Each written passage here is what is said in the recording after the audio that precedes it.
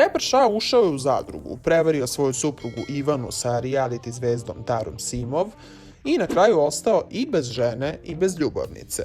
Tara Simov je nakon što je pobegla iz realitija pristao da plati kaznu od 50.000 eura koje je dugovala Pinku, a sinoć je šokirao u emisiji kod Milana Miloševića kada je priznao da je lagao kada je iznosio probleme iz braka koje je imao sa sada bivšom suprugom Ivanom Aleksić. Sve do sinoć Ša se držao svoje priče, kako voli Taru, kako ga ne zanima ništa, kako ne veruje ni u jednu informaciju koju dobija od drugih zadrugara da ona svašta radi napolju i kako samo jedva čeka da je vidi. I naravno kako mu nije ni žao što je dao 50.000 eura. Ali sinoć je očigledno puko i rekao da ga jako grize savest, da ne može da živi s onim što je uradio, da je on njena najveća životna greška.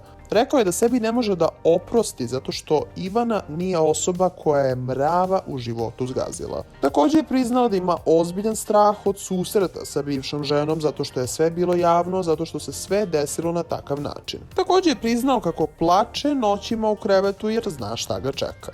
S druge strane, Ivana je ovo već verovatno sve prebolela. Najavila je da će preseliti svoj salon koji su imali na Novom Beogradu zajedno na Vračar i da će nastaviti svoj život bez repera Ša. A da li je ovo neka vrsta karme i da li se sve dešava sa razlogom, to ostavljamo vama da komentarišete.